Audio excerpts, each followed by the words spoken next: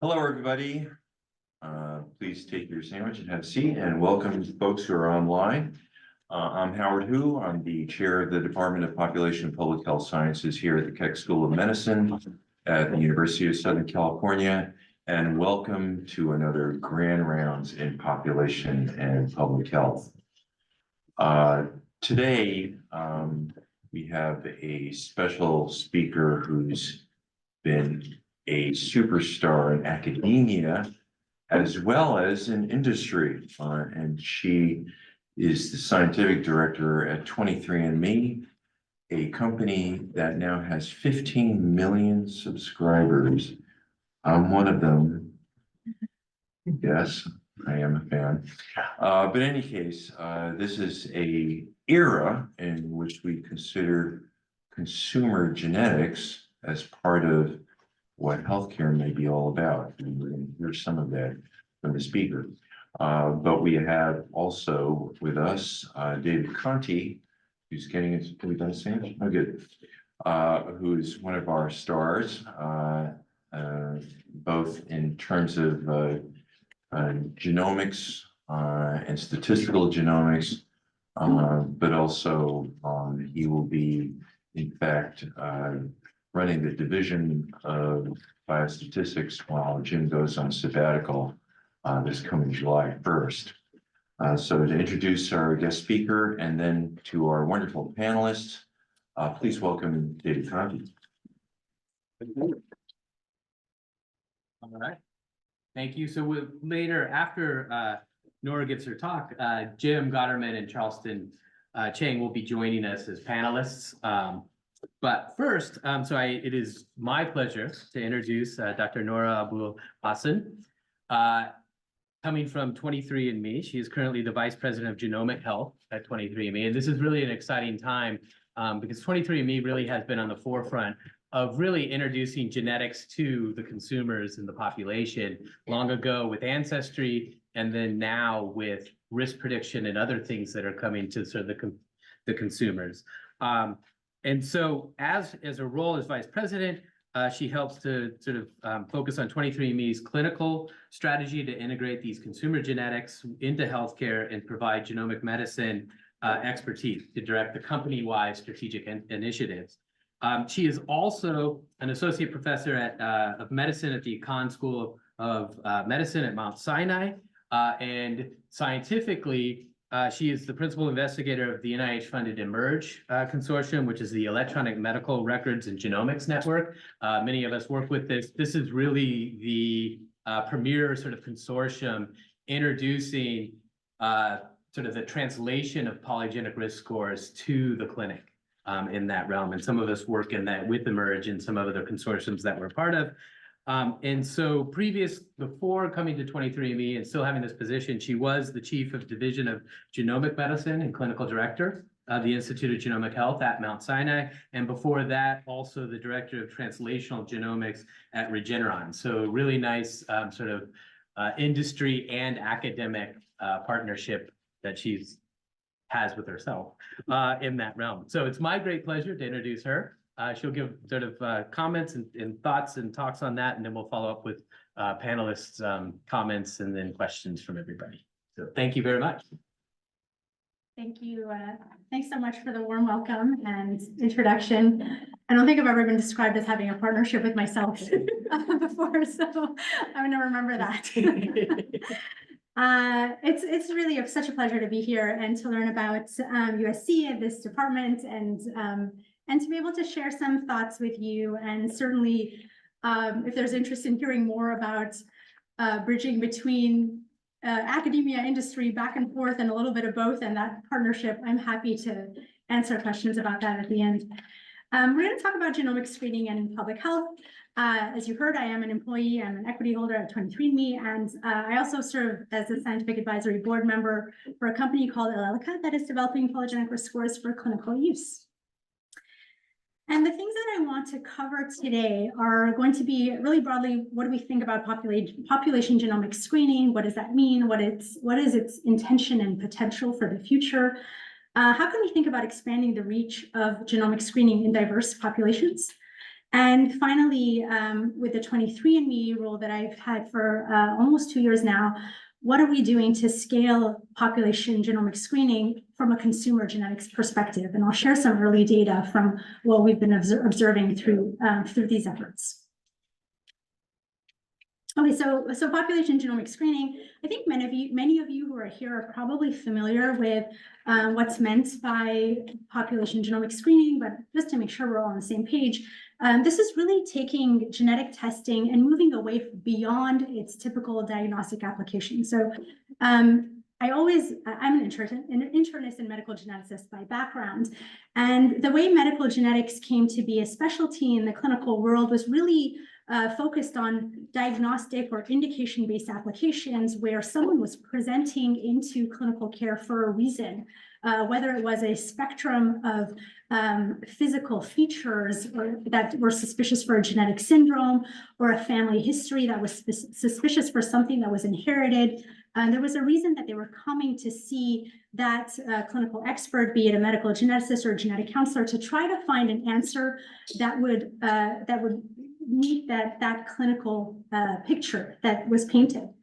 But with more and more advances in genetics and genomics, we've learned that there are different uses for genetics that can go beyond this indication-based testing, and that genomic screening is something that can be used really early on, even in newborns, to predict and prevent disease and to personalize treatment across someone's lifespan. And with all of the different advances that are happening today, we're moving more and more towards this type of reality where we'll see genetics and genomics really integrated into all aspects of medicine, all aspects of health and disease at all ages and all stages of life. And it's what I call taking a genome-first approach. So rather than the phenotype or the clinical picture driving the need for genetic testing to get an answer for that, it's applying genetic testing upfront, whether it's genotyping, sequencing, whole genome sequencing, and then trying to understand what does genetic variation tell us? What is its clinical impact on human health and disease? And when you apply that to a population, this is a really powerful way of predicting different diseases that impact human life. So David mentioned that I spent some time at Regeneron, and at the time, the Regeneron Genetics Center was first starting to sequence hundreds of thousands of exomes through collaboration with a health system called Geisinger, which is in Pennsylvania. And one of the first things that we did was to try to understand what happens when you take a relatively unselected patient population and you look for what are known to be disease-causing variants in that population. And so this is a study that we did looking at familial hypercholesterolemia. It's hard to believe this is now 8 years old, but this was really the first attempt to look at unselected population genomic screening. And we looked at 3 genes that are well established to be causal for familial hypercholesterolemia. We looked for pathogenic or likely pathogenic, so very likely to be disease-associated variants in those genes. And we asked, what are we going to learn? And these were patients who were participants in something called the MyCode Community Health Initiative, a large biobank in Pennsylvania, who had linked electronic health record data that was de-identified and allowed us to look at the genotype-phenotype associations.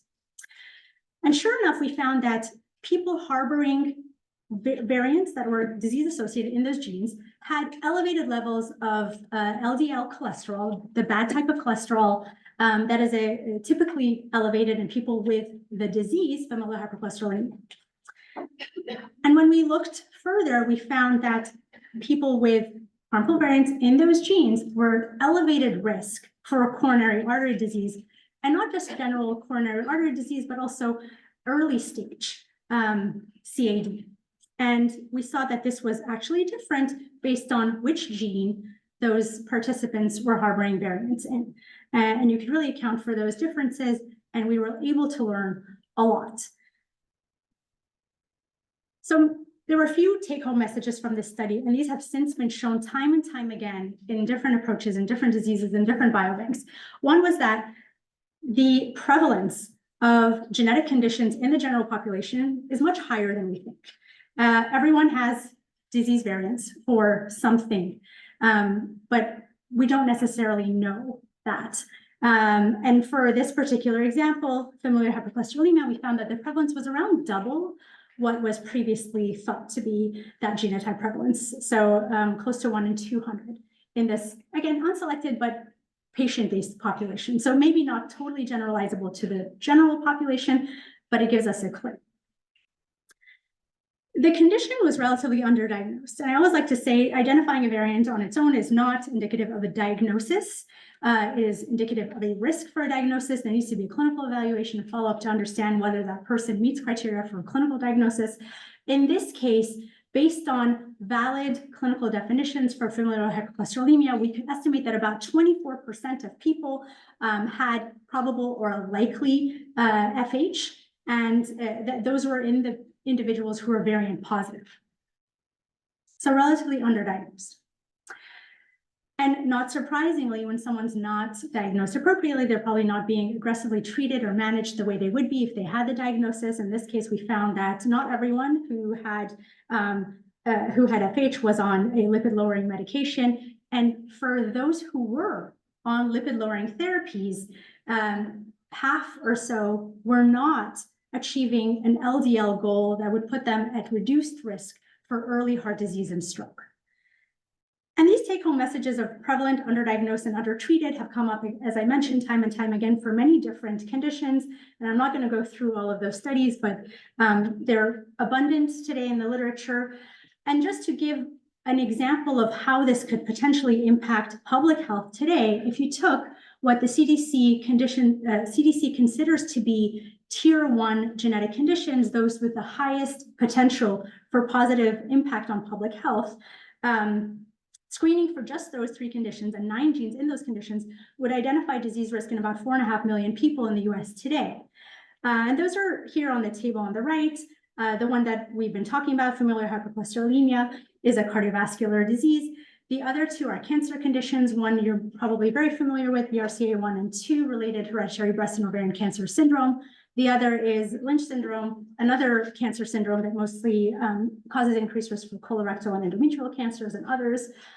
And what these conditions have in common, and the reason they're considered to be, tier 1 high impact, is that they're relatively prevalent. They are penetrant, so they're highly penetrant. And what that means is if you are someone who has a variant, the disease-associated variant in one of those genes listed here in this table, you are much more likely to have or develop that disease in your lifetime than someone who doesn't. They're relatively underdiagnosed. People are, for the most part, not being diagnosed with these conditions, and I'll show some data to support that. And they are medically actionable. So for these conditions, if you have the knowledge about someone's risk for them or the accurate diagnosis for the disease, there are clinical interventions to either reduce risk or more appropriately manage someone with symptoms and signs of disease. So we learned all of this by doing multiple different kinds of studies to evaluate in populations what is the impact of human genetic variation in disease genes that are well known. And I want to spend a little time talking about how a lot of the work that I've done at Mount Sinai was to expand the reach of genomic screening to diverse populations. And many of you are familiar with how biobanks are really propelling genomic discovery, but also serving as a really nice mechanism to pilot and expand genomic screening programs and turn research into genomic medicine. This is now a little bit outdated. It's a chart showing the number of biobanks. When did we publish? It was in 2019. So there was like an increase in the number and the size of biobanks happening since the early 2000s. And what you can see is that really there has been a shift in the composition of biobanks. These are colored based on the continents these biobanks exist in, and on the y-axis is the percent of non-European ancestry in those biobanks. You can see how that has changed over time. However, even today, if you look 5 years later, we can safely say that these biobanks that are fueling the field forward are not yet representative of global diversity. And as a result, that can create inequities in our applications of genomic medicine. Now, my time at Mount Sinai meant that I got to work with a highly diverse biobank called BioMe. And can you see my pointer? Yes. So that's over here. It's a little island in the middle of this chart. This is, by the way, the All of Us research program. Again, it's increased in size and in diversity. So we are getting to be more diverse in how we are capturing genetic data and phenotypes associated with that data. And that's a really good thing for the field. BioMe was a little bit ahead of its time. And really is a highly diverse biobank because it's in New York City and really represents the patient population of the Mount Sinai Hospital. And what's shown here on the right is a way of looking at that diversity based on genetic ancestry, recent shared ancestry between populations within that biobank. And this is work that's been led by Emer Kenny and her group at Mount Sinai, whom I worked very closely with and continue to work with on some of these projects. So what do we find when we now apply this unselected genomic screening to a highly diverse biobank?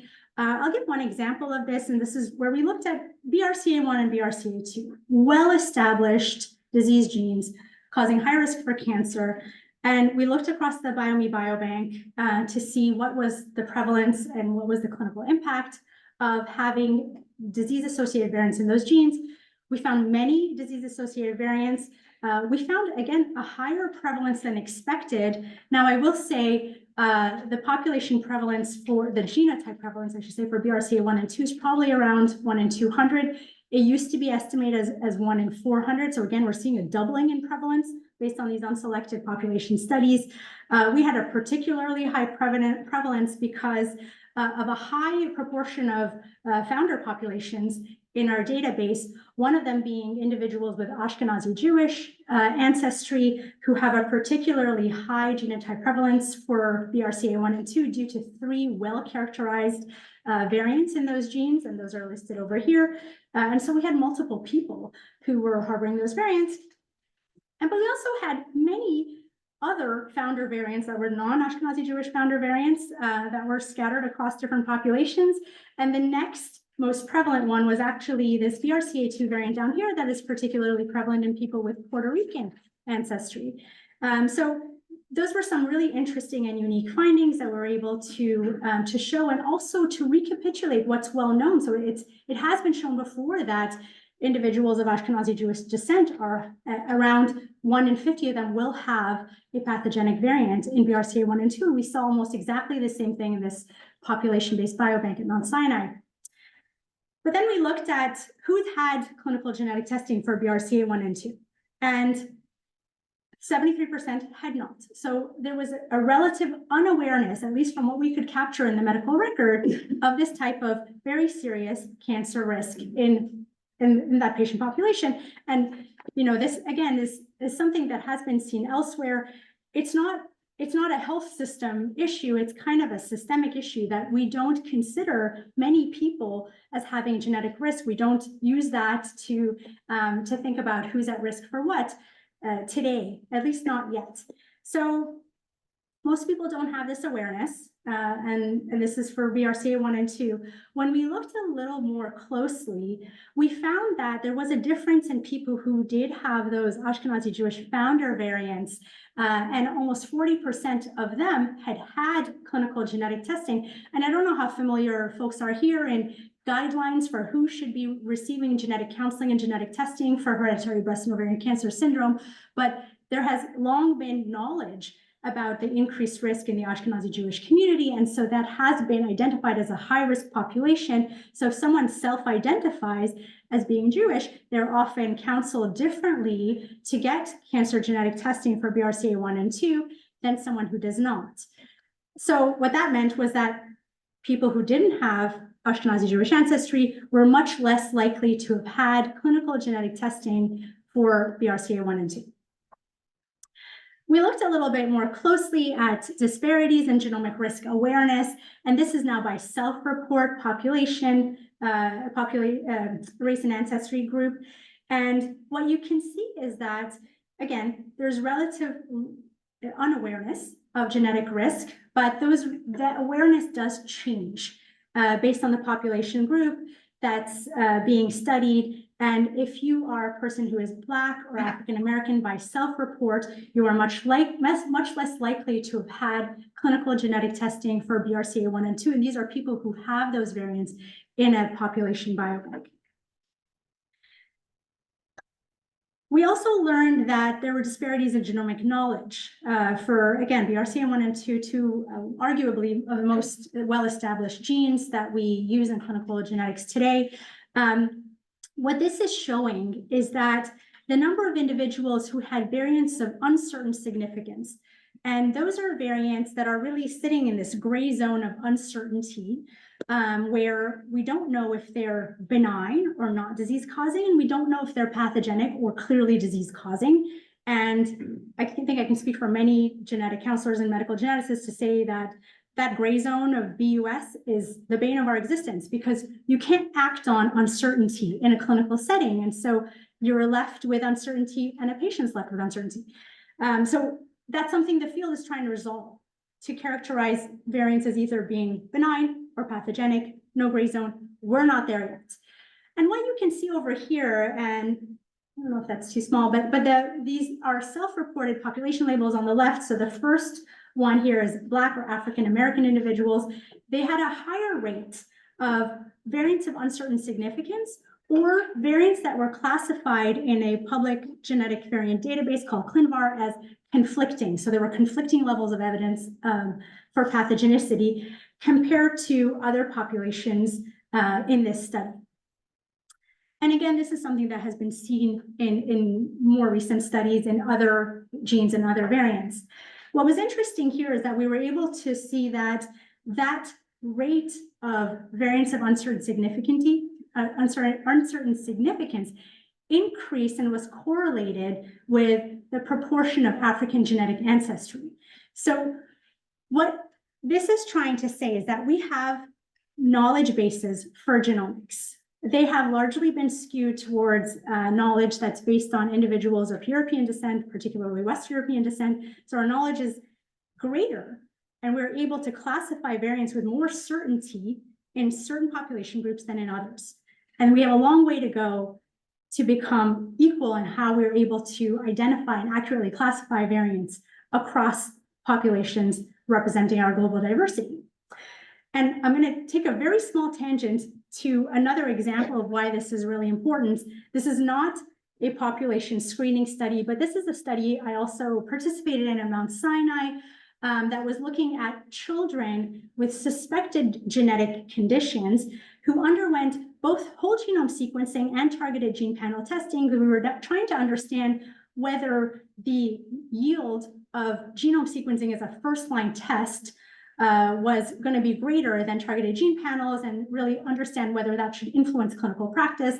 And so this was a really interesting study with ancestrally diverse children recruited from Mount Sinai and also from Montefiore in the Bronx. And what we found, again, was that there was a higher yield for genome sequencing compared to targeted gene panel testing. Not surprisingly, genome sequencing captured more and was able to lead to a diagnosis. But that increase in yield wasn't equivalent across population groups. And one of the things that we found was that, once again, the rates of uncertain clinical interpretations were significantly higher in children who were self-reported Black or African American descent compared to those who were white or European descent. So again, an example of why we need to keep on doing a lot of work to advance clinical genomics in a way that's equitable across population groups. Okay, so I'm going to talk about how do we now go from genomic screening and this unselected population genomic screening approach to improving health outcomes. The title of this is Genomic Screening and Preventive Health. So are we able to apply genomic screening in a way that's going to prevent disease and improve outcomes for patients? One of the ways to understand whether you can do that is, again, capitalizing on biobanks that have individuals who are interested in participating in research, who've been consented to do so, and who have genetic and clinical information. And when we have that genetic information, we can confirm it. We can identify variants that are disease associated, confirm those findings if they're research findings to begin with, and return them back to participants who are interested in receiving that information. So I started a program to do that at Mount Sinai with the BioV Biobank, and we called it the Genomic Screening Program, pretty simple. And the first thing, well, there were many things to figure out. Firstly, did biobank participants want to receive results? And I'm not sharing all of that data here, but we did a lot of stakeholder investigation and brought a lot of input back in to guide this program. And I'm happy to answer questions about that in the panel. But one of the things I did want to highlight is we really thought about what genes should we be screening for in this genomic screening program. And there is some guidance for doing this today. And again, this is for the goal of returning those results back to people. So you want to make sure there's going to be next steps that folks can follow when they've received information about a health-related genetic variant. And this is guidance that was published that suggested a tier system for genomics-based screening. And tier 1, not surprisingly, contained those CDC tier 1 conditions that I mentioned earlier in the talk. So 2 cancer conditions and 1 cardiovascular condition. And that seemed like a really good place to start. And then also provided guidance for potential tier 2 conditions that were a little more subjective and related to the context. Which was the population being screened? What does the health system have available for next steps? What do we know about those genes, et cetera? So we screened for those 3 conditions that are considered to be tier 1, high impact. And then we screened for a fourth called hereditary TTR amyloidosis. And the gene responsible for this condition is TTR. Show of hands, how many of you have heard of TTR and hereditary TTR amyloidosis? Okay, 1 person, well done. Not as well established, not well known. And I'm going to tell you why after this today. I want everyone to know what hereditary TTR amyloidosis is and why it's important. So we selected HATTR for inclusion in this program for a variety of reasons, and with, again, a lot of stakeholder input. We had a genomics first committee formed to really assess what should we include in this program. And this was the really standout condition that people were enthusiastic to include for the potential for it to make a difference. And I'm showing some of the reasons why. So the penetrance for a TTR is high. It's I should explain what it is. So hereditary TTR amyloidosis is a condition that where people have amyloid deposition across many different organs. It's not the same as the amyloid in Alzheimer's disease, so don't confuse it for that. But that amyloid, that protein aggregate deposits all over and primarily causes neuropathy symptoms, so because of its deposition across nerves, and heart disease because of cardiac amyloidosis that's caused by accumulation of amyloid that eventually leads to heart failure in some patients. And that the penetrance is pretty high for TTR to cause either neuropathy or heart failure, in estimated around 60% increased risk of heart failure in people with this disease. We had done previous work at Mount Sinai that showed that in patients with heart failure and with TTR V142I, which is a variant I'm going to talk about in a second, only 10 or 11% of them actually had an accurate diagnosis of HATTR, so it's relatively underdiagnosed. And there were several new treatment options that had come up that were FDA authorized that, interestingly, do not delay the progression. They do delay the progression of amyloid deposition, but they can't reverse it. So if you already have amyloid deposited in different organs, there's not a way yet today to remove that deposition. So what does that mean? It means you want to find this disease in its earliest stages, ideally, so you can stop the progression and improve outcomes. But this was the most important piece, and that's why I left it for last and highlighted it in pink. It is the prevalence of this condition, and this is why it surprises me. We don't know enough about this. The most common TTR pathogenic variant, valine 142 isoleucine change, it's a missense variant, is present in up to 4% of people who are self-identifying as Black or African American in the US today, and up to 1% in people who self-identify as Hispanic or Latino in New York. That's data from Mount Sinai, but the 4% is actually well known in the US from other studies as well. So it's considered a rare disease, but this is an autosomal dominant condition, and 4%, I would argue, is not rare. So just remember, if all you remember is TTR and think about TTR after this, that would be really good. I put this in here just to share. Some people might be familiar with the American College of Medical Genetics. We have a committee that looks at what's important to share out to people if they've undergone sequencing for any reason at all. So people who go in to see a geneticist or to see an oncologist, to see whomever they see, and they get exome or genome sequencing. Are there things that should be universally given back to people who are interested in these? And they're called secondary findings, because if you go in and get a head CT because you hit your head, somebody might find a mass that they didn't suspect they would find. It's an incidental finding, but it could come up. You will get that returned to you in the ER when you hit your head and you go and get a head CT. Similarly, if you go in to get sequencing for whatever reason, for developmental delay, for cancer risk in your family, there might be reasons to uncover genetic risk variants that can improve your health. And that's what this list is for. It's called the American College for Medical Genetics Secondary Finding List. And the reason I'm telling you about it is because, again, I think it's important to know, but also because we did add TTR and hereditary TTR amyloidosis as one of the things that ought to be returned to patients who are undergoing clinical sequencing for any reason as one of the secondary findings. So there are now 81 genes on this list. So people won't necessarily know what to do with someone who has a genetic risk for a disease, because again, this is really flipping the script on how genetics been used in the past. And now we're telling folks, okay, you might be seeing patients who are participating in the biobank genomic screening program who are getting back their risk for disease, but they don't necessarily have a family history. They don't necessarily have clinical signs and symptoms of disease. So we had to create genome-informed care navigation to make sure that there was going to be appropriate follow-up and that referral network that was going to take care of patients who were receiving these kinds of results. This is an example of that for TTR, and we made sure that we had a system in place so that people with this relatively under-recognized condition who were finding out they were at risk for neuropathy, heart failure, and other signs and symptoms would have a place to go. And this is an ongoing program.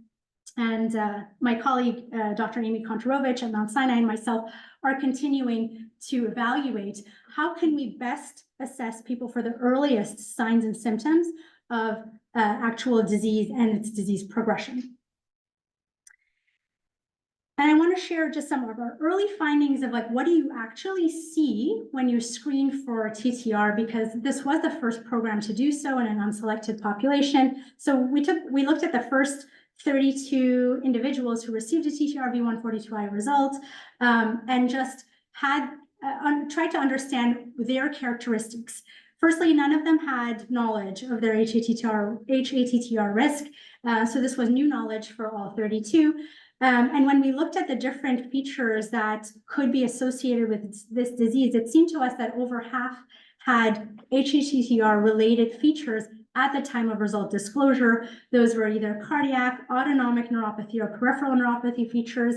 I'm not going to give a lot more detail about this, published a few years ago, but I will give an example for peripheral neuropathy. One of the signs of amyloidosis is carpal tunnel syndrome. Now, carpal tunnel syndrome is pretty common. If anyone spent a long time in a lab pipetting, you might have had carpal tunnel syndrome. However, all 10 patients who were research participants in this study and had carpal tunnel syndrome, all of them had bilateral disease, which is relatively unusual and might be, a harbinger for disease onset for this interesting condition.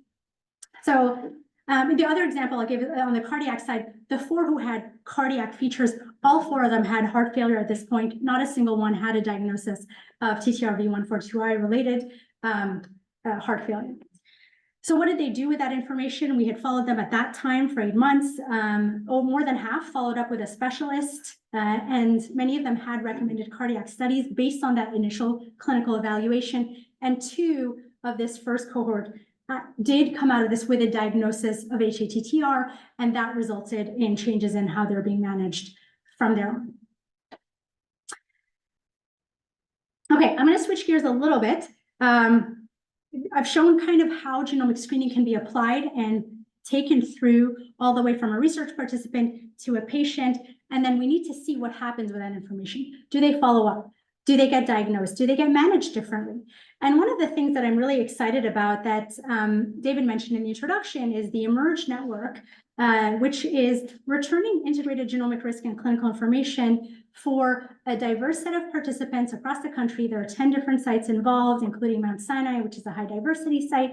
And this program will return results to 25,000 people and includes both monogenic testing, which we've been talking about this whole time, so single gene variant results, but also polygenic testing or polygenic risk scores, which now, and that's really primarily the focus of eMERGE, I should say.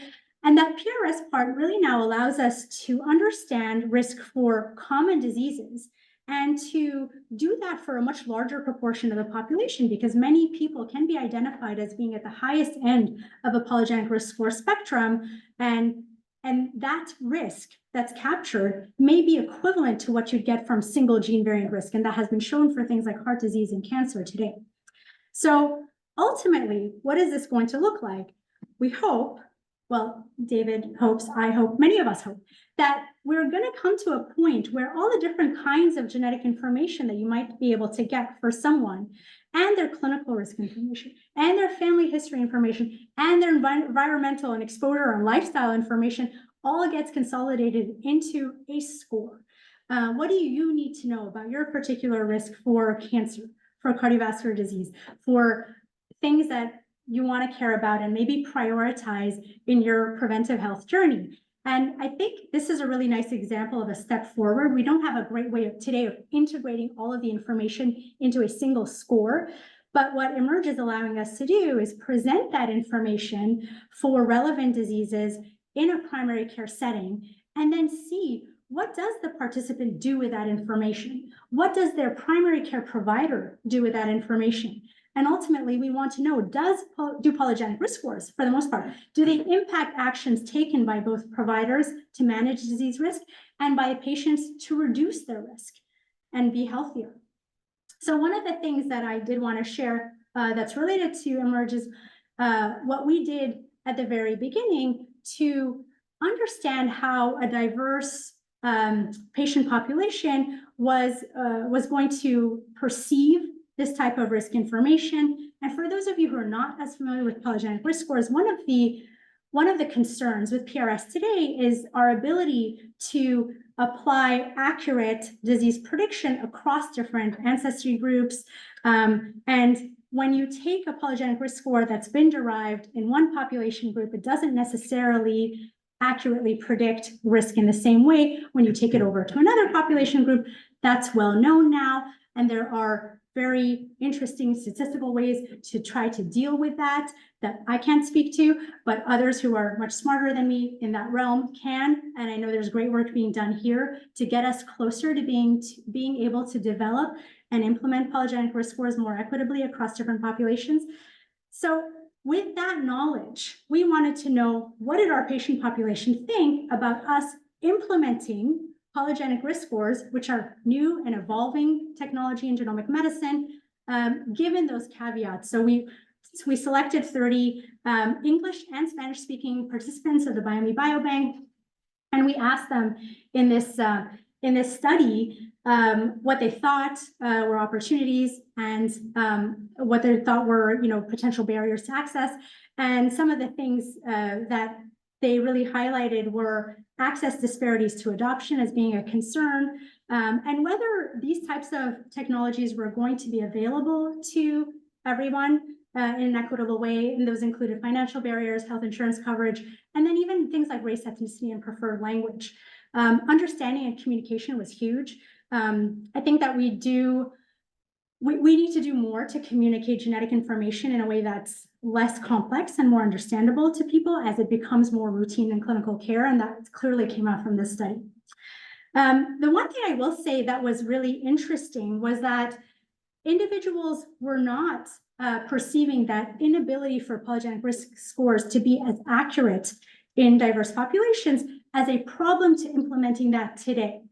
That didn't come up, and as we had a bit of a research bias going in, thinking that that was something that this population group would highlight, because we were telling them in an introductory video that we know this won't work as well if you're from a non-European population. And they said, no, we want that innovation. You should implement it, and we should keep learning. So that was a very interesting, that was a very interesting highlight of the study. Again, this was published a couple of years ago, so I won't go through more details than that. But all of this to be said that, genomic research can readily be translated into genomic medicine. I think we have a ways to go in promoting health equity in this space, and some of the things that we can do is really to take into consideration the populations that are included in these studies, the stakeholder input that's going to bring us closer to this scaled version of genomic medicine and routine care that is equitable across diverse populations. So this is part one, and I wanted to acknowledge the part of this because this is really mainly based on work from Mount Sinai, and I'm, continue to be part-time faculty at Mount Sinai, working very closely with Emer Kenny and members of the Institute for Genomic Health and others, and NIH funding that has supported this type of work. And most importantly, that biobank continues to grow, and it's with the participation of individuals in research like this that we are able to make these kinds of studies and findings today. Okay, so now I was going to say it's part two, but it's actually part three. We're transitioning to scaling genomic screening through consumer genetics. And I want to spend a little bit of time talking about why and how we're doing similar things from a consumer genetic company, 23andMe. First, a sip of water. All right. So consumer genetics, if you are not familiar, is a way of providing genetic information to consumers, not surprisingly, and it sits outside of traditional healthcare. So it's outside of a person ordering a test. It is accessed directly by a consumer. With 23andMe, you order a service through the website or the app, and you get the saliva kits sent to your home. You spit into the tube, you send it back, and a few weeks later, you get a host of information pertaining to your own genetics. And today, we have well over 14 million customers in the 23andMe database, which makes the scale of that database extremely impactful. And I'm excited to spend more time chatting about different opportunities for research that leverages the types of data that 23andMe has today. The personal genome service, so that there's a better understanding of what it is that a customer gets. There are many different kinds of genetic information. We focus mostly in the beginning parts of this on single gene variants, and we have many of those in the 23andMe realm. We also have a host of polygenic risk scores, and those are again ways of assessing the likelihood for common diseases based on population level data, things like coronary artery disease and others. And then there's carrier status, there's pharmacogenetics. How does your genetic information mean that you'll respond to certain medications or whether or not you'll have side effects? And there's other things for those of you who are 23andMe customers, the non-health related side. There's ancestry information that people find extremely compelling, but also things like, will my urine smell like asparagus if I eat that, and other fun facts that people like to learn about themselves. And so just to go through a few highlights, again, many millions of genotype customers, the vast majority consent to research. So that is optional for anyone who is a customer of 23andMe. But we have really high research consent rates, and then what happens is you get surveys deployed to customers, and they're fun to answer. I think I've been a customer for many years, but people answer survey questions if they want to, and we have over 4 billion data points from those surveys. So a lot of the data that's connected to the genotype data is based on self-report survey data collection. And the engagement is really high, so people come back because it's engaging, and up to 70% might return in a 90-day period. So that's the introduction to what consumer genetic testing is, what 23andMe is, and I want to spend the next few minutes, I have a few more minutes, yes, to talk about what is the impact now of receiving medically actionable results through direct-to-consumer or DTC genetic testing. So I mentioned you can get a host of different kinds of genetic information from a consumer genetic testing company like 23andMe, and that includes important health-related information. So my team and I started a study a year ago, I want to say, to look at what happens with people who are receiving medically actionable results. And what's shown here is many of the genes that we have talked about. Some are new, so I'll talk about what they are. And the thousands of people who have received this kind of health-related information from participating in direct-to-consumer genetic testing. And these are all research-consented customers.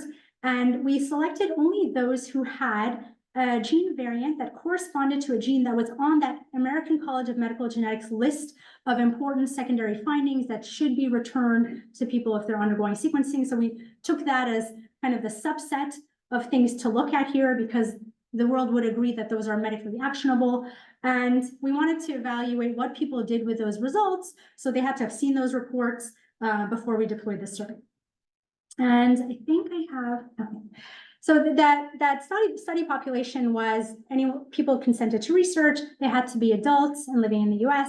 They had to have viewed their reports, as I mentioned. And in total, we had over 1,000 people who participated in this survey. And this is a list of the genes that was covered, which were shown in the previous slide. And for those of you who don't know what HFE is, this is a gene linked to hereditary hemochromatosis, and MUT-YH is a gene linked to a polyposis syndrome that causes increased risk for colorectal cancer. This is a recessive condition, MUT-YH associated polyposis, and HFE. For that, we only looked at recessive cases and as those receiving positive medically actionable results. TTR we talked about, and everyone knows what that is now, and then BRCA1 and 2 and LDLR, ApoB, those are the genes linked to familial hypercholesterolemia. And we asked again about all the different things that you would imagine you'd want to know. What do people do with those kinds of results? Do they share them? Who do they share them with? Did someone do something about that result in a clinical setting? And what did you do about it?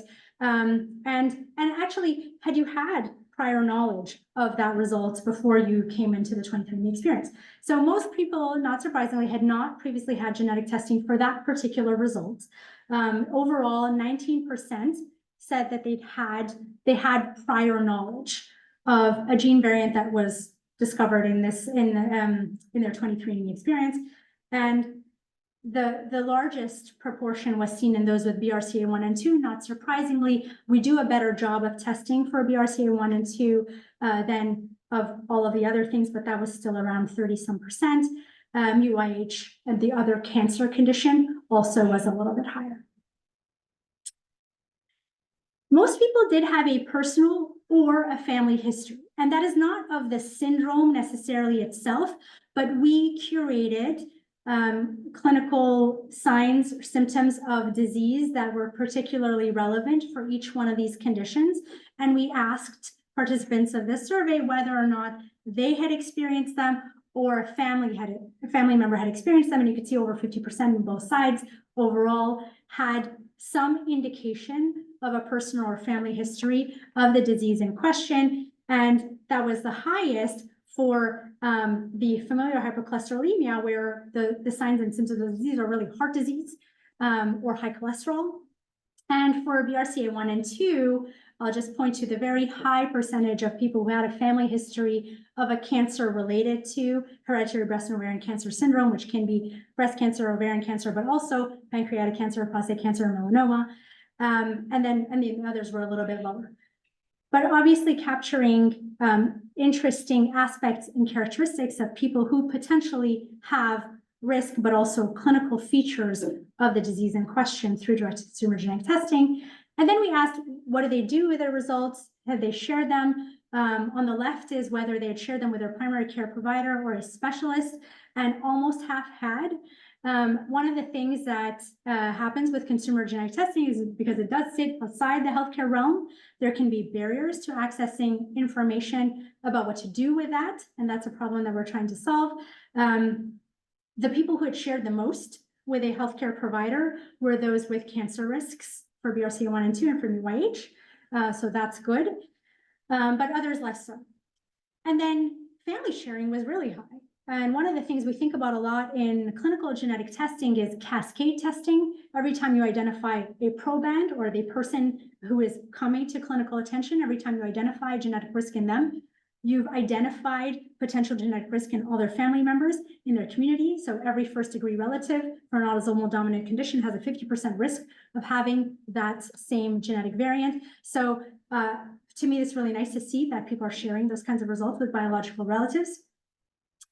And then we asked a whole host of other things that I'm not sharing today, but I'll give some highlights and summaries for this study. So the impact of receiving medically actionable results is that you can identify people with previously unknown risk for these types of conditions. The majority of people seem to have a personal and or family history that's related to the disease in question. And the third bullet I'm not showing data on, we're still in the process of analyzing this for a paper we're putting together, but what was super interesting about these medically actionable conditions is that when people did get them to a healthcare provider, those healthcare providers were likely to make recommendations. And for those who did, adherence was very high.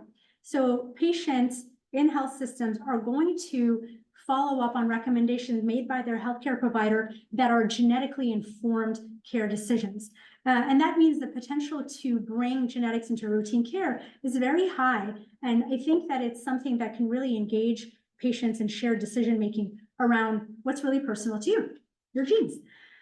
So how do we go from increasing access in this way? Again, 14 plus 15 million customers have genetic information. That's just from one company. There are massive amounts of genetic information being generated through research settings, clinical settings, and direct-to-consumer testing today.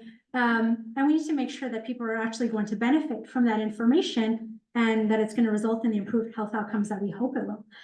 Well, one thing I always like to note, I am, as I mentioned, a clinical geneticist, a medical geneticist.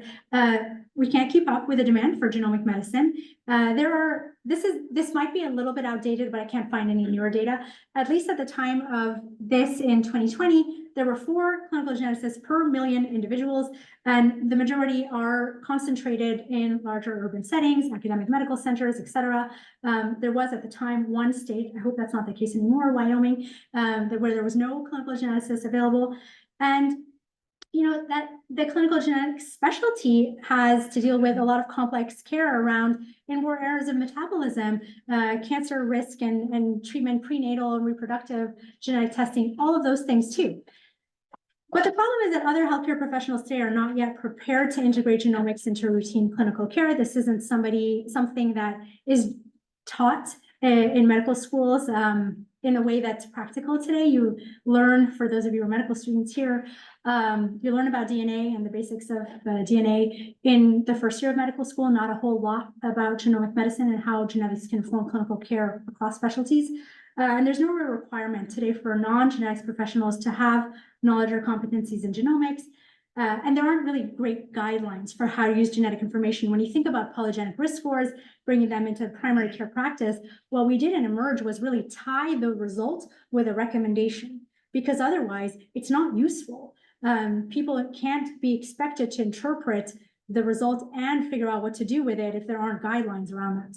So a lot of things that need to be done to make sure that genomic medicine is being practiced appropriately. One of the things that I started at Mount Sinai was a training program for interns in the internal medicine residency who are interested in genetics to learn a genomics 101 course for everybody in internal medicine. And then those who were really interested in learning more could apply into genomic medicine track, and that track continues to exist. I left it in good hands at Mount Sinai, and there are a handful of residents every year who go into that track to gain additional knowledge that we hope will then seed different specialties to use genetics in nephrology and cardiology and oncology here.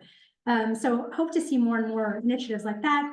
I want to highlight something that we've done at 23andMe, which is to leverage the fact that 23andMe does have a telemedicine platform, and there is a group of primary care physicians and nurse practitioners that are delivering telemedicine through that platform. It's called Lemonade, and we developed a curriculum that's for non-geneticist healthcare providers, in this case primary care providers, to learn how to use genetics in routine clinical decision making.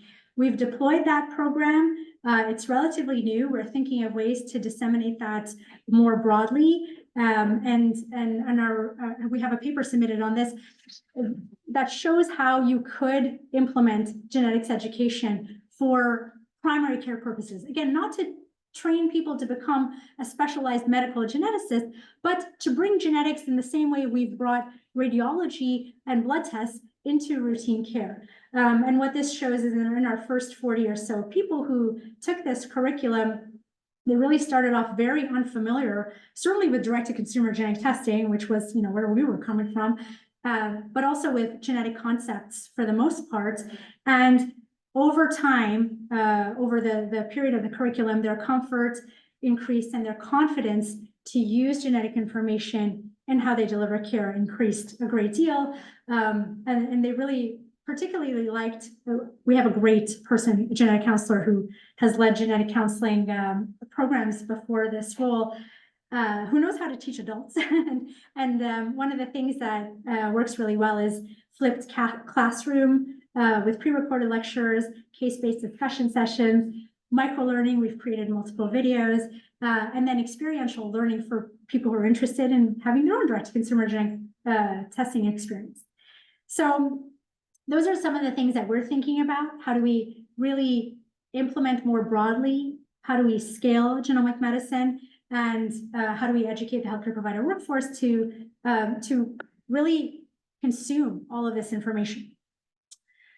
So I'm going to go back to what I said at the very beginning. We've thought of genetic testing in different ways over the last 2 decades. That has changed because there are opportunities for genomic screening, for having that information up front is really blossoming in how you can use it to predict and prevent disease. And I hope I've shown some ways that we could do that. And then personalized treatment across the lifespan. We didn't really talk about that here, but certainly there are a lot of advances for precision therapy and personalized treatment. But how do you ensure that everyone will benefit? Well, I think I highlighted how we need to improve our knowledge of genomic variation in diverse populations. A lot of great efforts to do that, and hope to see much more. We need to pilot genomic screening programs that really take into account the population, the context, and are working to promote health equity. There's a need for education of healthcare professionals in genomic medicine across all levels. And finally, we need to make genetics more routine. It can feel very special and very complicated, but there are ways to communicate it that are less so. And as long as it's tied with clear information for what to do with results, there is a way to implement genome-informed care into routine clinical practice. Acknowledgements part 2.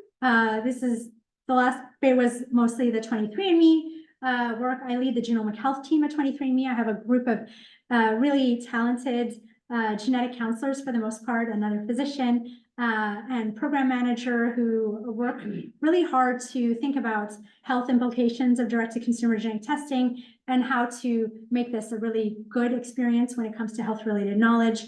We have a massive research department that takes care of our 80% consented research participants in this massive database and everything that goes along with that, and also is very open to collaborating with external entities. And of course, the people who do participate in research at 23andMe allow us to advance genomic medicine and findings. Thank you all for listening. I don't know if I should Great, do yeah. this. So thank you very much. That was, as expected, a tour de force of sort of what is the cutting edge now in translational genetics and consumer genetics. So we're gonna have a short time here for the panelists to come join us. As they come up, I'll give a little brief introduction of who's joining us. Jim Gotterman and Charleston Chang. One of the hallmarks, I think, of our department over the existence of the department has always been sort of health analytics and how that's closely aligned with the populations that our epidemiologists and others do studies on. And so we are blessed today to have 2 of those individuals in health analytics and also being jointly sort of integrated with those studies. Jim Gotterman is the chief of the Division of Biostatistics, and he's also the MPI of our program project grant to develop methods for integrated genomics. He is probably one of the world's experts in G by E interaction and methods for that with several things in terms of estimating power for G by E interactions, Quanto, and some other methods for that. But in addition to that, he's been one of the leaders in the children's health study in looking at the impact of pollution on children's health outcomes and asthma. You have Charleston Chang, who's an associate professor in the Center for Genetic Epidemiology and the Division of Epidemiology. And he's a medical geneticist. Sorry, Charleston, I have to get out some of the things that you've been, because I know, but really focusing on sort of understanding sort of the population genetic side of things and how that interacts with the medical genetics and the conclusions that we're making.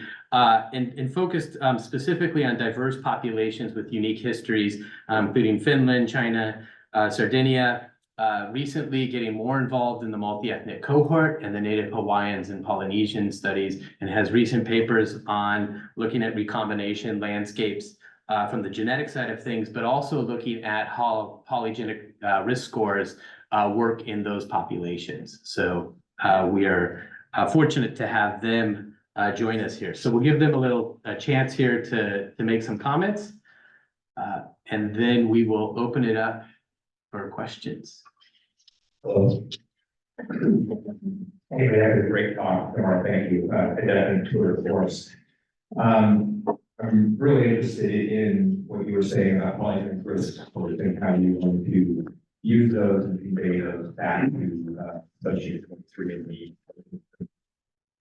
So have you thought about how you do that? Is there a sort of threshold of PRS where you say, yes, you're at high risk and you need to do something? And then part two question is, how do you integrate environmental and lifestyle modification advice? Because a lot of those traits that we have PRS for are also highly impacted by environmental exposures, right? And so, and they can be as or more important than the genetics and the things about overall risk.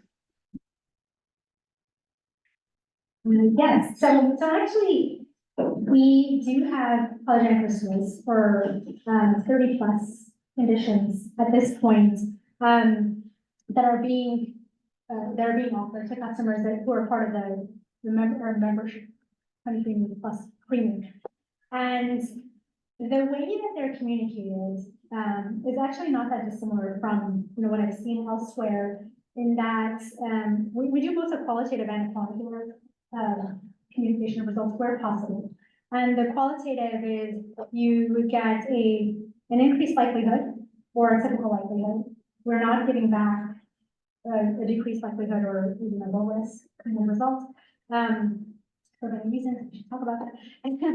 But that's essentially what someone would see, is that whether they're in the increased likelihoods for that particular disease or typical. And then where there is data where we can give an absolute risk based on population prevalence, we do include that as well.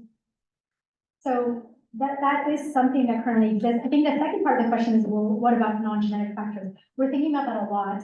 I shared with David earlier, we do have now the ability to integrate lifestyle information and create a risk trajectory through something that we launched in the fall called Health Tracks.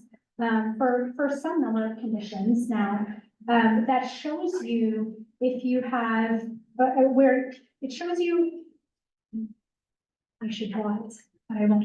It shows you your lifetime trajectory for a disease. And then it shows you if you have we'll call it an optimal lifestyle score. We have a way of capturing lifestyle information through survey data. And if you have the best lifestyle ever, your risk is lower over time. And you can show you that if your lifestyle is suboptimal, then your risk is higher over time. And then you can see where you land based on your lifestyle information. You can see the likelihood that you have for disease at different ages. And so I think we're going to see more and more of that, integrating more information that's non-genetic.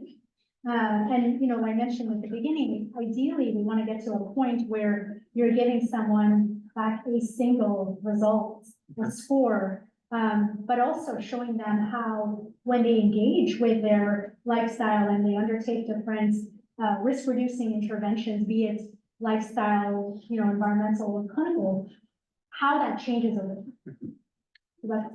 That's the goalpost. So, I think that's a really important section. yeah, just as a follow-up of that, I mean, you made a really important point during your talk. From the genetic counseling point of view, you can't act on uncertainty. Polygenic risk scores have uncertainty, one, in just the actual score that you calculate, because there's many ways to do that, populations, all of that goes in, and then the risk. So, I mean, one way around that is this high likelihood versus typical, but if you're putting in more of a quantitative, what are the thoughts that you have, or like from the company's point of view on getting across the message of uncertainty in that risk? Yeah, I think that's a really important consideration, and the way we do that today, I would say, like, for the field in general, it's been hard to figure out, and there aren't clinical guidelines today for what to do with a specific threshold of risk based on a polygenic risk score. And for all of the reasons you outlined, we're just not there yet. There's starting to be some guidance for clinicians. There were a couple of papers last year from the National Society for Genetic Counselors, from the ACMG as well, on how to think about PRS, because we see it coming. But today, we don't have the guidelines for what to do in elevated risk. Now, people have shown that for some conditions, you can correlate a certain level of risk with its equivalent on the monogenic disease side. So that gives us a way of considering what you would do with someone at the highest spectrum of disease likelihood. Now, that's not always going to be the case. So we're left with a gray zone, the dreaded gray zone.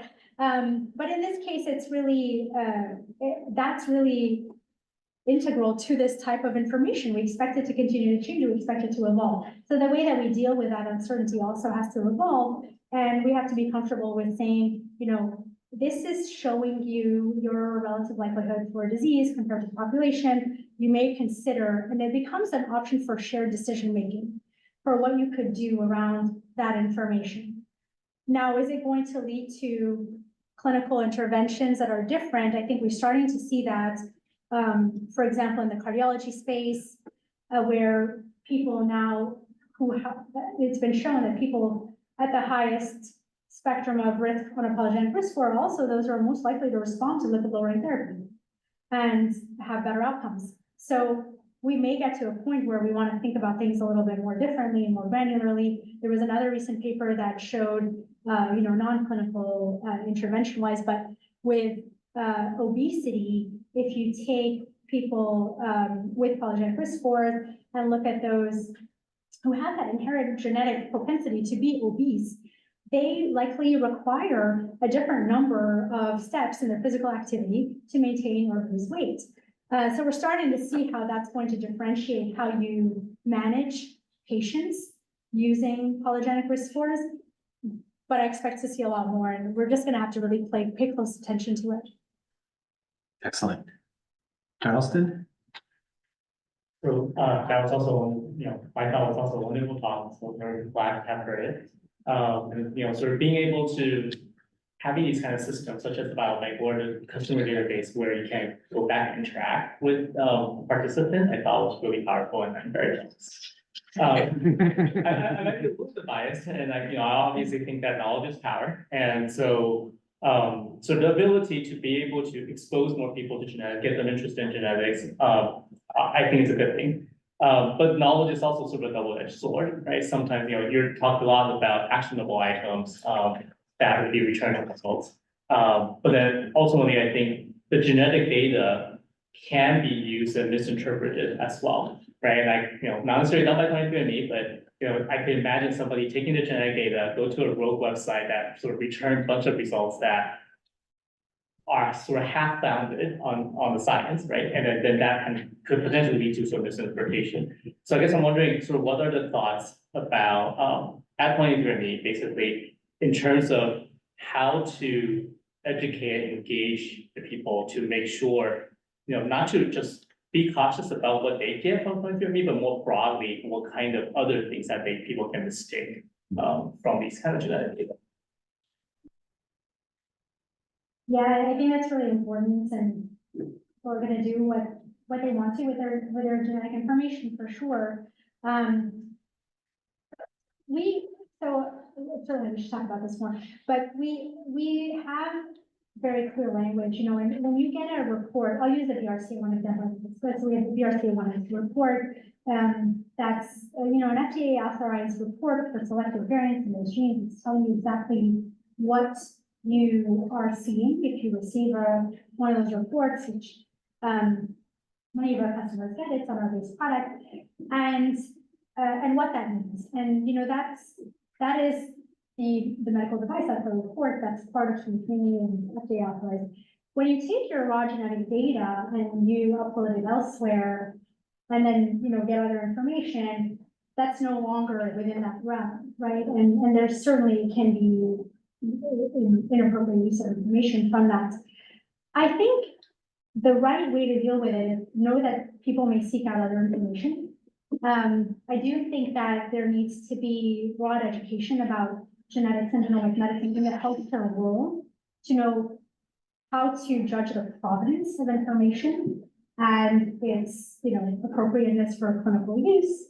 And, you know, I think mostly those things, right? To ensure that the right data is being used by the right people at the time and other data is not. I don't know that we're going to be able to do much outside of what's in the healthcare realm, because that's where you would worry the most that people are coming back with results that with uncertain provenance and uncertain meaning. So I'll just follow really quick. I think the specific scenario I'm thinking about, not necessarily per se with sort of specific diseases, or that may or may not be actionable in the healthcare setting, but more I'm thinking about how PRSs can be estimated at the population level to sort of, you know, effectively to represent the population when the population, as we mentioned many times, are not, you know, it doesn't work well. It doesn't even work very well necessarily in European ancestry population, but, you know, much less so in the other population. Then that sort of ends up having a stigma attached to it for those sort of marginalized community, right? So then that's what the part where I'm wondering, I don't know actually exactly what are the PRSs being returned back to result, but then when genetic data is being returned, one can then basically calculate based on sort of public information of, say, you know, psychiatric diseases risk, and then you can start calculating it for different individuals from different ethnic groups or different communities, and then can make certain, you know, largely conclusions about them and statements about them. And I think that's the part that I'm worried about, and that, you know, I'm wondering, sort of broadly speaking, how do we engage those kind of actions, both from industry and as well as academia, right? I think the academics have sort of this bad reputation of sort of being inside our own little world and not really communicating to the outside world. And I do think that through the industry connection with 23andMe, that has such a broad reach to the customer, I think that may actually also be an effective route. Yeah. I think you're speaking to like a global responsibility for the appropriate use of genetic information, and you know, there are many examples of tenuous ways that genetics can be used and potentially harmful ways. I don't know that I have an answer to how we're going to combat that. I agree that it's a general concern that we should all be aware of. Industry, academic, government, like this is, you know, you see a lot of it. There's hopefully not that much these days, but it comes up time and time again that genetic information can be misused. I think we have to be really careful, and people who want to do the right things for people have to figure out a way together to make sure that doesn't happen. How about maybe from a 23andMe perspective of lessons learned? I mean, you know, 23andMe was one of the first to say, here's estimations of ancestry, right? And putting that out there and how people interpret that. And then that spun out into National Geographic episodes and certain politicians getting, ancestry estimates so they can do this or that with that information, right? Now that we're sort of at the start of putting out risk scores, any, I guess, previous lessons learned that are really driving how you're approaching the risk part of the consumer genetics? Yeah, I love the ancestry example. It's a great one. I think one of the things that we do really well is listen to customer feedback. We have a great customer care team that gets a lot of feedback. We also pay attention to how people are reacting when we launch new products and features. That's definitely not something I am personally engaged with, so that's probably the most I can say about it. But I do admire that we take into account feedback. We're always looking at it and thinking about how to do things right. When we release new features, it's with a lot of stakeholder input too. But that doesn't mean you always get it right. I think we have to all appreciate the fact that we're not always going to get things right, but that we can learn and take in feedback and make improvements. Excellent. So I think we'll take the time to open it up to I have the open mic. outside and feel those, But I'm gonna, those online, feel free to put a chat in there if you need to, but yes. but I'm gonna take the liberty of asking the first question. So, have the health economists taken a swing at this in terms of what is really cost effective, that will result actually in savings? And I'm sure, you know, the HMOs are wondering, well, for this capitation, does this make sense? Will this actually save us money? You know, I almost had a slide on cost effectiveness and now I wish I did. That's the big question, and it's been an interesting one for the genetic testing space in general. We're really far behind in payer reimbursement, even where there is clear clinical utility.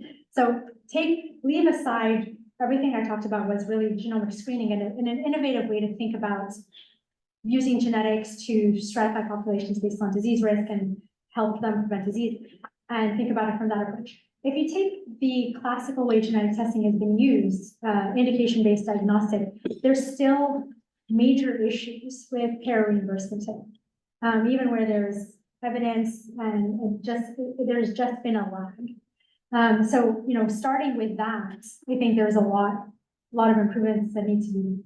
Now, on the cost effectiveness side for genomic screening, there was a great paper last year. Josh Peterson was the lead author on that from Vanderbilt, who looked at cost effectiveness for genomic screening for the CDC tier 1 conditions that I mentioned, and showed that there was a cost effective way to do that. And that, I think, was the first demonstration that, you know, genomic screening could be used in this way with demonstrable utility and cost benefit. I expect we'll see more. One of the interesting things with genetics is that, you know, with sequencing today, you can get results for a host of different conditions, different utilizations, PRS, monogenic, all of the things. We've tended to look at the genetic information piecemeal. So you can find a study on, you know, sickle cell screening or on BRCA testing, but we haven't yet seen, well, what if you do sequence newborns at birth? And there's great data coming out on this now with the Guardian study and others. What are you going to find? What diseases are we going to prevent? Is that going to be useful and cost effective? And I think that's when we're going to have that answer. That's a really good point about your last one about everything to date so far in the cost benefit has been by disease. Is it worth this, cost that, and the cost of that? But you get this information once and now what's the cost and benefit over 100 or in a healthcare system setting? So especially if it becomes more common for people to already have the information, you know, that Looking to get some exercise here, so. yeah.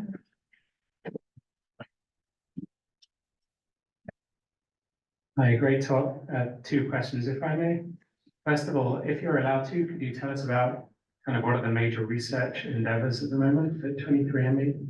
And then, do you think you would have enough carriers of certain mutations to be able to learn of those who do not have, you know, the phenotype linked to that mutation? If you could learn about other genetic variation that could, you know, counteract the pathogenic variant.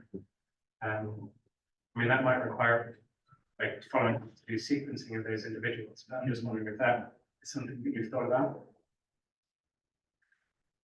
Yeah, so I think about it. I'm not the person doing that type of research, but certainly there's interest. To your first question, one of the major activities from my side of the house which is really thinking about, again, the health related implications of having consumer genetic testing, is on the implementation side. What is the feasibility of bringing that into traditional healthcare spaces? And what are the outcomes going to be? That's really top of mind for most of the type of work that I do. Now, I will say there is an entire research arm of the company that is focused on more basic and translational science questions that I cannot speak to and wouldn't know how to anyways, because it's not necessarily research I'm involved in. But you know, 23andMe has a pretty robust research effort in the genomic discovery in the GWAS space, and you often see work being presented, like at the American Society for Human Genetics conference and others on our most recent advances and works in progress. So definitely encourage you to look at that.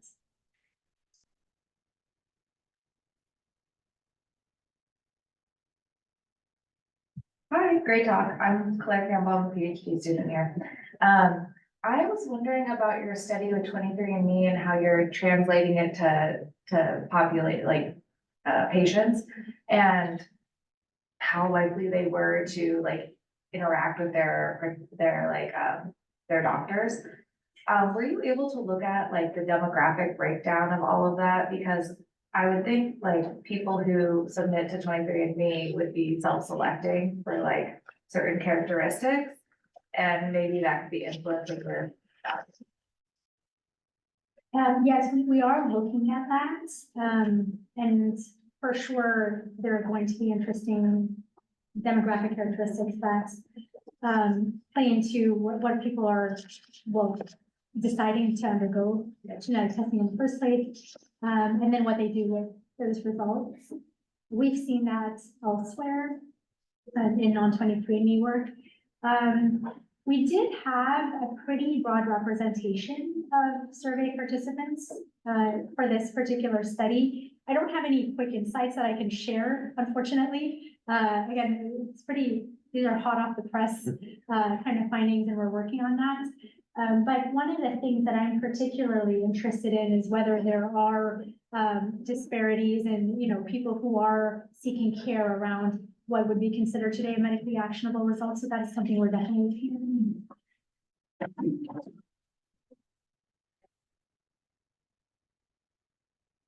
So I assume there'll be a lot of other companies getting into this. And there's potential for mistakes being made and abused. And I wonder, where are the regulators in this? You know, and what are the pitfalls of either inappropriate regulation that would stifle research and stifle innovation? And, you know, where's the trade-off with, you know, putting some guardrails on what a new field might do? Lot in that question. So I can't speak for other companies, obviously, but I will say in general, there's been an interesting, I'm not sure how aware you are of this, but there's been an interesting movement towards having more FDA regulation of laboratory derived tests. And that's happened in the last year or so. That is really impacting many of the companies that offer genetic testing as LDTs or lab derived testing. So I think it's going to be really interesting to see what happens with this space in general. It's a lot to regulate. It's huge. I mean, I'm having a hard time imagining what that's going to look like. So others who are much more familiar with the regulatory space could probably speak a lot more about that. But I do think that there are already mechanisms underway to ensure appropriate regulation benefits.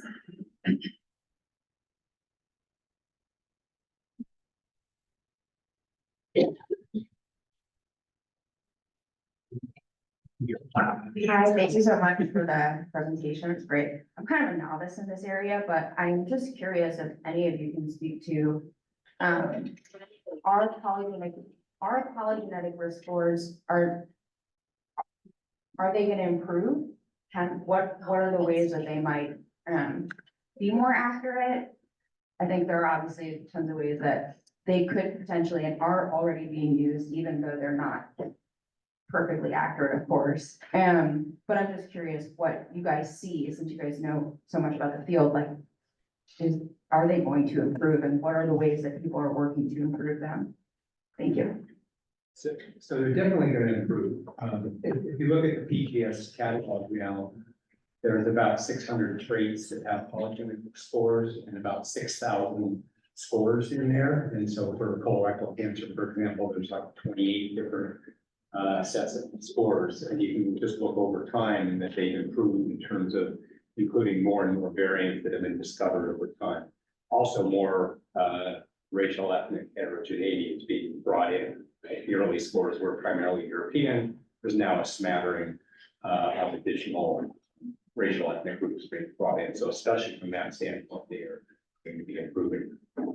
But they're probably never going to be generally as predictive as the rare, highly penetrant mutation like BRCA1, right? And it's still going to be, I think, a little confusing for the consumer, and I think even the primary care physician, to really know what to do with a polygenic risk score, which is still kind of one of the questions I have about how a person can get a score, maybe they're in the 95th percentile for a particular PRS. Can the primary care physician interpret that, or they convey that to their relatives? Because it's not like, going to your relative and saying, you have a 50% chance of carrying a mutation, right? Very different in terms of what your risk is to your relatives. Yeah, I'll just add that, there's methodological development of how to improve the prediction of it, and then there's no substitute for data. And most of the GWAS studies to date have been done on individuals of European ancestry, and that's where, the field as a whole, on the academic side, needs to push forward to that. But that's where 23andMe, and they have 14 million diverse samples, really puts them in a unique part, I think, of this discussion. So Yes, sir. we're running out of time, so the hook is here. What a So- stimulating talk and great panel questions, and thanks so much to the audience as well. So let's give a round of applause.